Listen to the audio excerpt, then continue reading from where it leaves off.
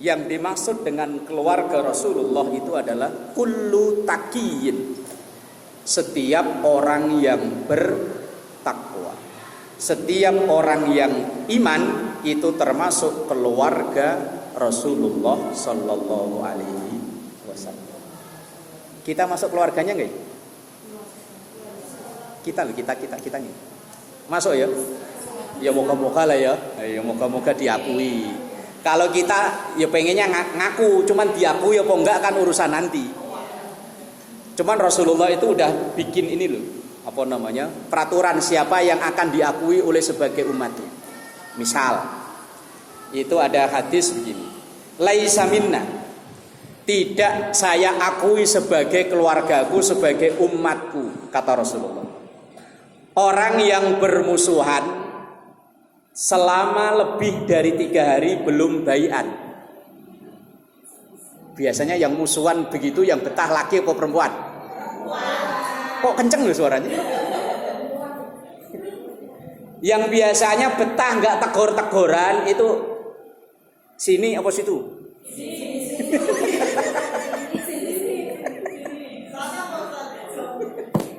Ya Allah. Rasulullah udah bilang loh, kalau yang ada kemungkinan dia untuk berdamai dalam 3 hari, padahal dia mungkin sebelahan rumah, hanya gara-gara dulu satu bangun kecipratan semen, ambek-ambekan. Masa? Saya nggak tahu loh itu.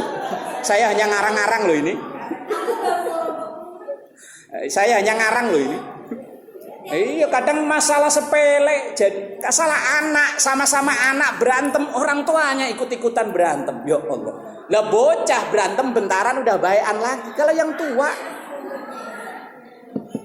ya Allah, padahal Rasulullah udah bilang laisa minna, nggak saya akui keluarga orang yang musuhan 3 hari lebih belum baikan. Ketemu di gangan loh, yang satu mukanya buang sono, satu mukanya buang sono. Orang sini mah nggak ada ya, nggak ada.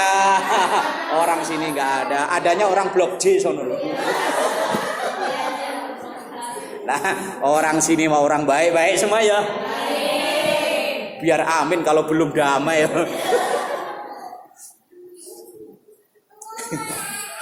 Yo namanya hidup bertetangga, hidup bareng, itu gesekan pasti ada, pasti ada. Tapi jangan diperturutkan. Orang nggak akur dengan tetangga, ruginya lebih banyak daripada untungnya. Misal yo, orang yang lagi musuhan sama kita, dia ngadain acara makan-makan. Diumumin di majelis taklim begini, ibu-ibu, ntar minggu depan syukuran di rumah ibu ini. Insya Allah beliau nyembelih kambing 5. Padahal kita lagi nggak akur sama dia nih. Kira-kira kalau begitu itu ibu datang kok nggak? Plus insya Allah nanti pulang diongkosin 300 per orang.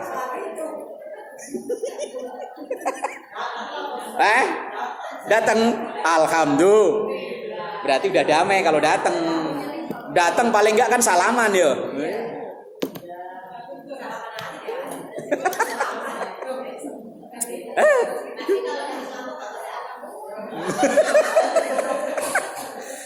Ya Allah, banyak ruginya orang musuhan. Gak ada untungnya udah. Pokoknya kalau masih ada yang musuhan, damai lah ya damai. Untungnya apa sih? Ya namanya orang gak cocok itu biasa. Orang namanya tinggal sebelahan, piring itu kalau dia duin pasti gesekan bunyi klatek-taktek itu biasa. Tapi jangan diperturutkan. Apalagi sama-sama keluarga besar orang Villa Mahkota, keluarga besar Al-Muhajirin. Mosok sama-sama anggotanya pas selesai ngaji salam-salaman satu dilewatin. Nggak ada sini, nggak ada, yang ada blok sono loh. Lupa kalau sekali, kalau berkali-kali masa lupa. Kalau pengen diakui sebagai wa alihi tadi,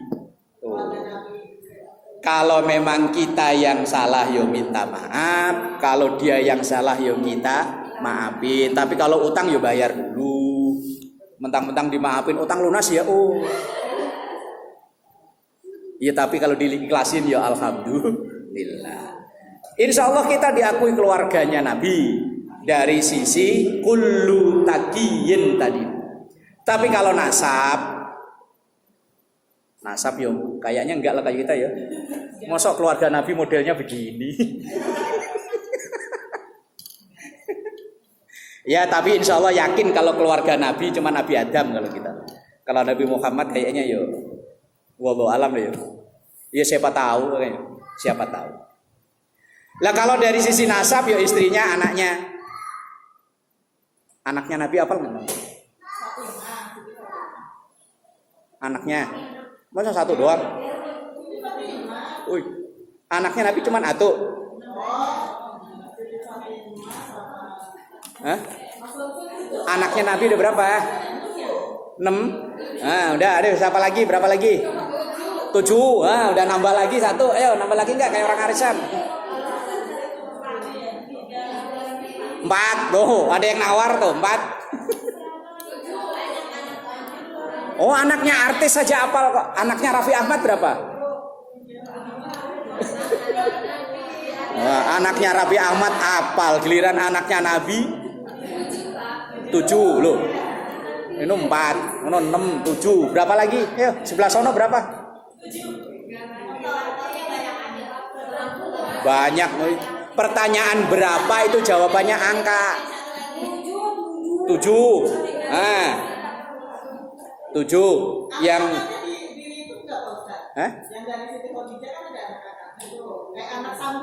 ya pokoknya yang saya tanya semua anak Rasulullah ada berapa? 7. Yang cowok berapa? 3. Yang cewek? Pinter.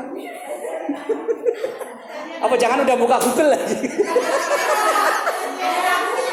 Ada lagunya. Anak pertama siapa namanya? Qasim. Maka Rasulullah disebut sebagai Abul Qasim. Dulu kan ada salawat ya Abul Qasimi ya Abaz Zahra'i. Apal nggak lagu itu dulu?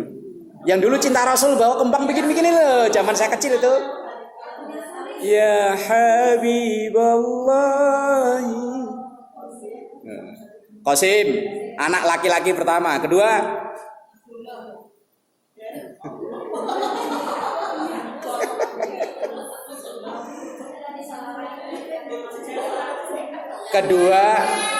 anak Rasulullah perempuan, yakni Zainab.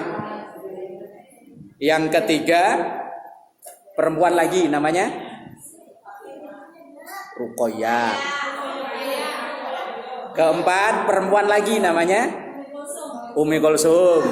Nah, di Google udah ketemu kan? Nah. Kelima, nah Fatimah. 6 Abdullah. 7, nah tuh di Google udah ketemu ya. Nah, udah.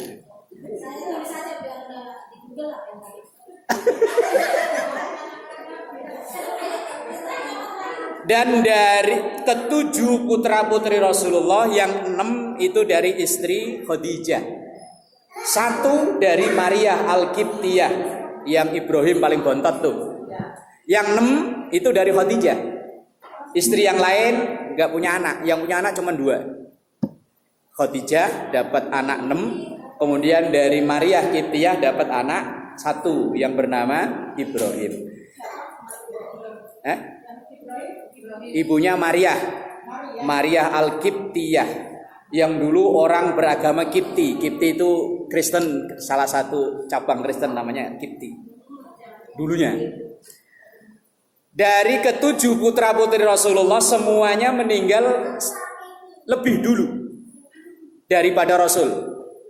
Yang meninggal setelah Rasulullah cuma 1, yakni Fatimah. Yang laki-laki justru meninggal saat usia masih balita. Qasim itu meninggal kurang lebih usia 2 tahun. Abdullah juga sama, Ibrahim juga sama. Semuanya meninggal di usia balita. Kalau yang perempuan, Zainab meninggal di usia 29 tahun, belum sempat menikah. Kalau Ruqayyah meninggal udah menikah, dinikahi oleh sahabatnya bernama Utsman. Dinikahi oleh Utsman, Ruqayyah. Tapi nggak lama sakit meninggal, kemudian Utsman nikah dengan adiknya, Ummi Kulsum. Kalau orang sini istilahnya apa itu? Dulu nikahin kakaknya, kakaknya meninggal, kemudian nikah dengan adiknya. Apa istilahnya? Ranjangnya turun ya. Kalau nikah dengan kakaknya berarti naik ranjang. Kalau yang kasus di Serang itu sama mertuanya itu apa itu namanya?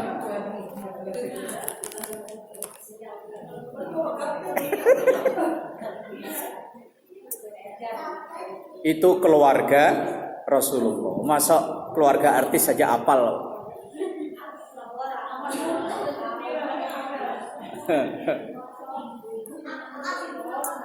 Jadi yang kita doakan dengan sholawat itu setelah Rasulullah, keluarga Rasulullah. Keluarga dari sisi nasab, ya anak, istri dan lain-lain tadi. Keluarga dari sisi yang lain, kullu taqiyin alu Muhammadin. Setiap orang yang bertakwa itu keluarga Rasulullah sallallahu alaihi wasallam.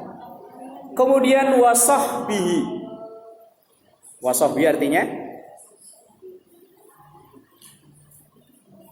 wasahbihi artinya naon?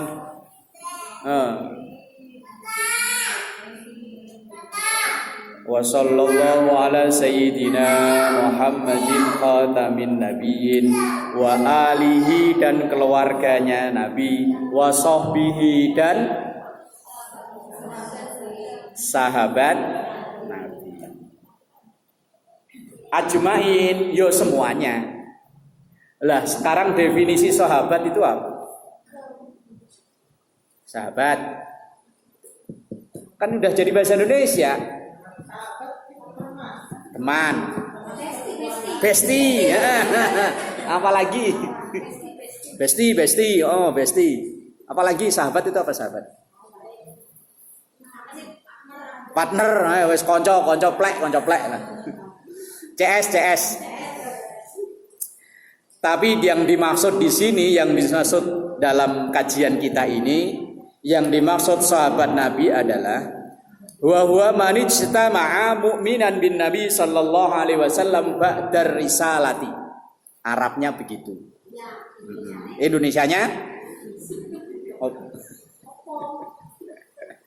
adalah orang yang pernah bersama dengan Rasulullah, berjumpa, paling minimal pernah berjumpa dengan Rasulullah, mukminan, dalam keadaan sudah iman.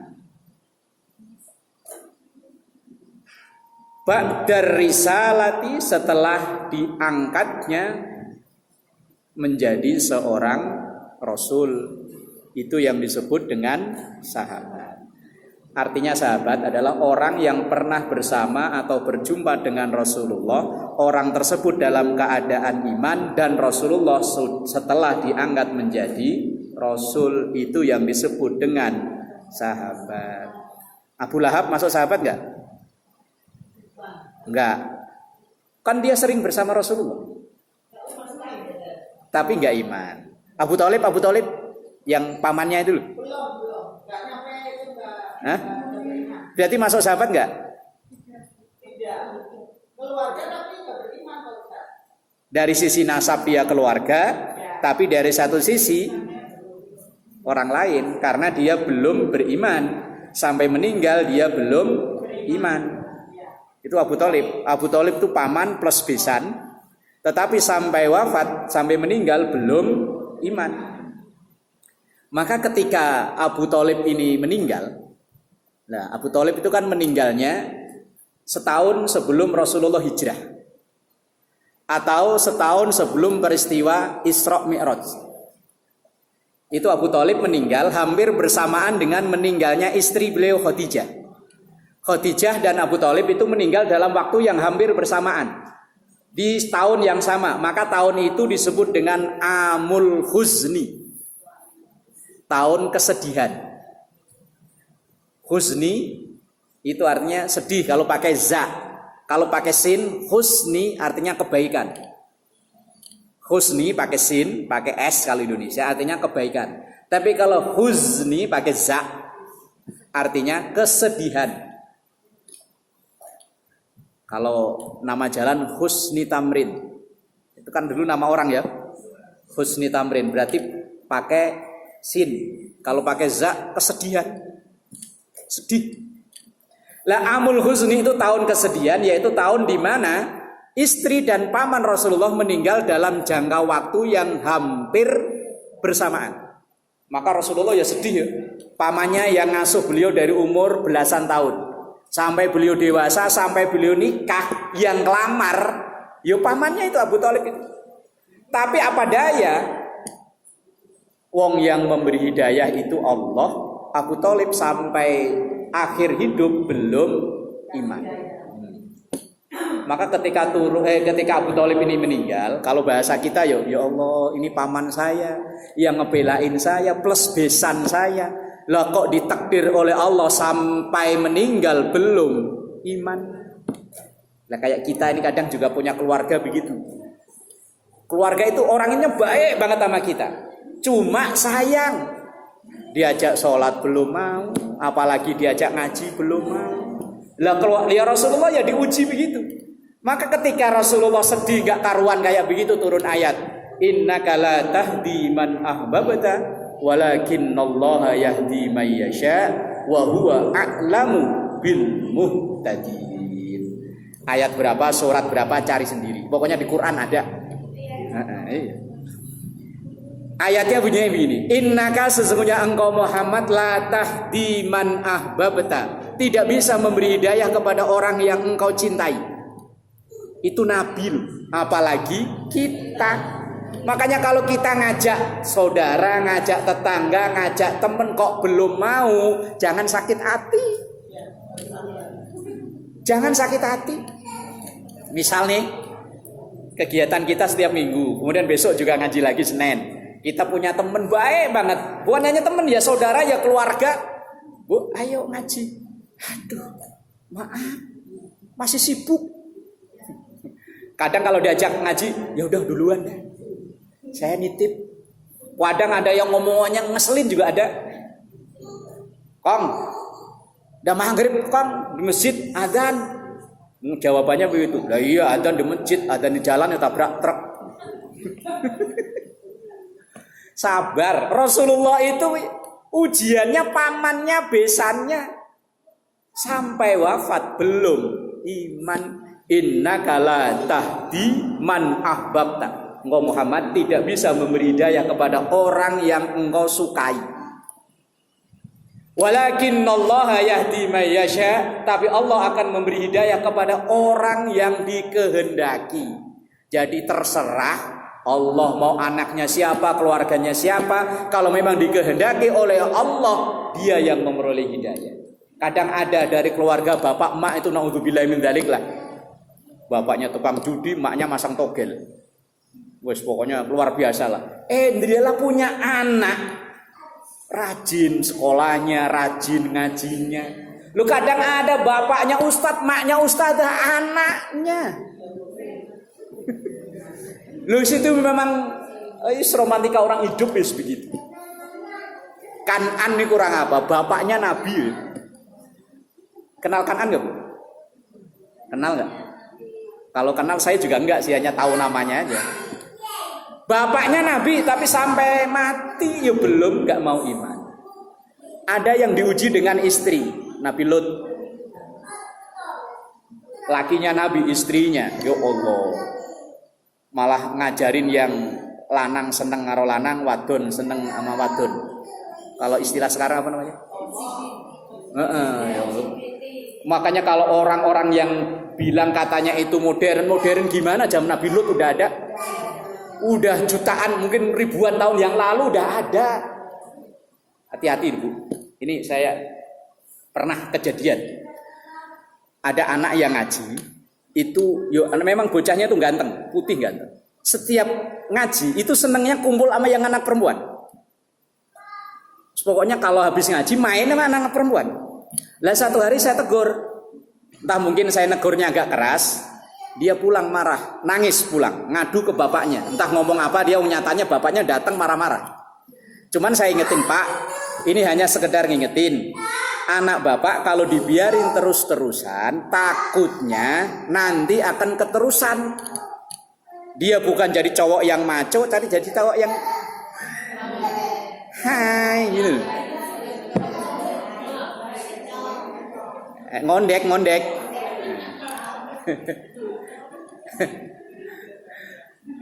Setahun, 2 tahun, 3 tahun, saya baru tahu lebaran kemarin. Ada teman-temannya yang seangkatan ngaji itu datang ke rumah. Karena kabar saya kecelakaan kan dia pada datang. Dia cerita, Pak, inget yang si ini enggak? Iya, kenapa? Sekarang Pak punya pacar cowok sama cowok. Bapak emaknya sibuk kerja nggak tahu, yang tahu neneknya. Neneknya mau lapor ke orang tuanya nggak berani. Berani cerita ke kita temennya ngaji. Ya Allah. Ya karena mungkin anak cuma satu, jadi apa yang diminta diturutin sampai kejadian. Ya, makanya kita hati-hati kalau punya anak laki kok senengannya main boneka, senengannya main sama anak perempuan, wis ditegur. Kalau punya anak perempuan sebaliknya kok senengannya main sama anak laki-laki, perang-perangan. Hati-hati, takutnya kebablasan. Kita orang tua sangat berpengaruh untuk anak-anak kita. Dan kasus seperti ini sering terjadi. Yang lebih mengagetkan lagi, dulu waktu saya di Jakarta itu pertama kali punya grup hadroh ini, Marawis. Vokalnya, suaranya bagus, orangnya gagah gede tinggi, anaknya itu. Karena broken home, orang tuanya pisah, akhirnya salah gaul, ikut di STTP dulu yang anak-anak alay itu. Yang di SCTP dulu kan ada acara apa gitu ya, dahsyat apa yang jadi penonton alay. Nah, ya gitu tuh. Kok bisa? Nah, ya itu. Sampai akhirnya sekitar sebelum corona 2019 atau 2020. Saya taunya ya dari teman-teman seangkatannya. Saya ditanya, Pak masih ingat si ini? Kenapa? Sekarang Pak kalau ketemu orang salamannya. Terus saya tanya, delalah ketemu sama dia sih. Memang dia hidupnya saya udah nggak tahu karena orang tuanya ini. Ketemu saya, Pak Ustadz. Kalau ngelihat bodinya sekilas gagah. Vokalis mahadroh dulu suaranya bagus. Tapi karena salah gaul. Jadi tadi itu, gimana tadi? Ya itu.